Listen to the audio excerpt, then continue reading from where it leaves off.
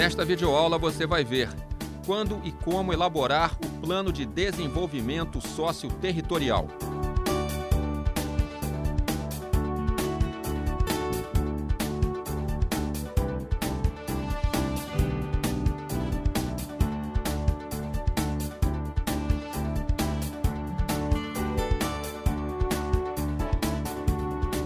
O Manual de Instruções do Trabalho Social nos Programas e Ações do Ministério das Cidades determina a elaboração do Plano de Desenvolvimento Socioterritorial, o PDST.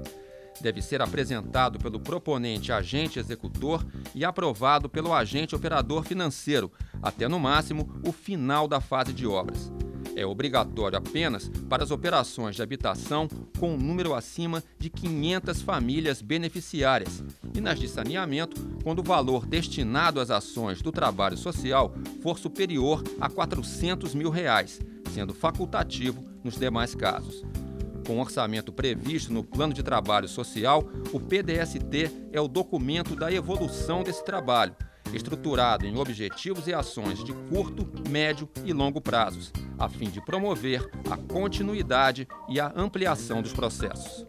O sucesso do PDST vai depender das pessoas que estão envolvidas, no comprometimento da equipe social, nessa capacidade de planejamento dessa equipe, na capacidade de organização comunitária e nessa articulação entre os atores envolvidos. Nesse caso, sempre nós recomendamos que esse plano ele reflita uma articulação com a comunidade, uma articulação com o poder público, uma verdadeira intersetorialidade nessa intervenção e uma articulação também com o setor privado.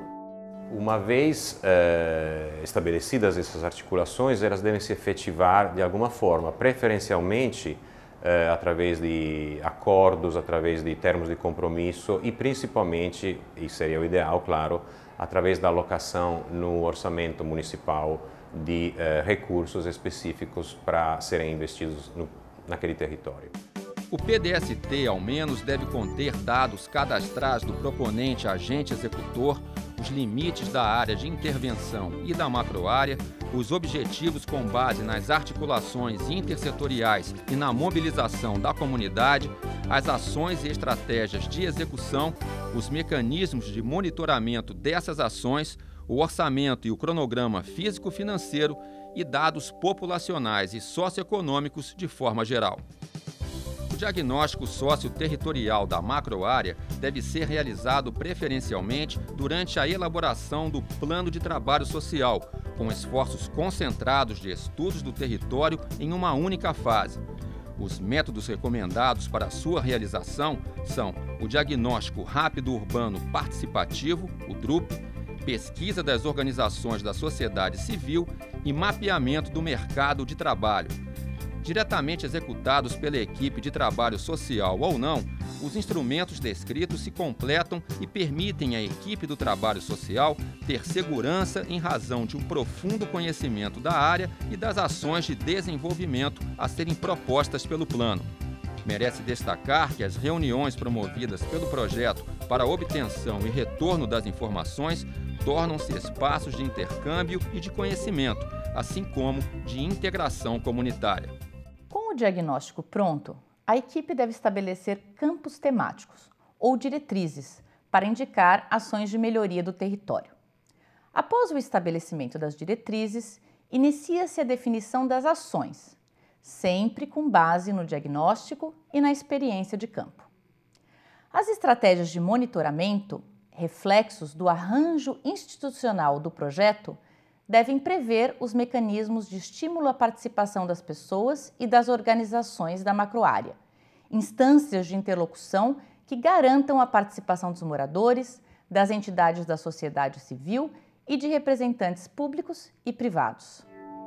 Recomendamos a criação de um comitê de articulação ou instância semelhante, pois no orçamento do projeto não há previsão de recursos para a execução de ações do PDST. Liderado pelo ente público responsável pelo projeto, com o suporte da equipe técnica, o comitê deve envolver outras secretarias municipais, especialmente aquelas referentes às diretrizes adotadas, para definir a estratégia de desenvolvimento da área e trabalhar para que seja concretizada.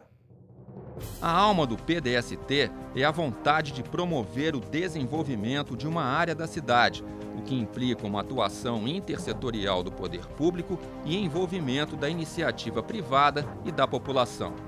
Ele nada mais é do que um instrumento de planejamento e só se torna efetivo se quem o maneja estiver comprometido com a sua construção e execução.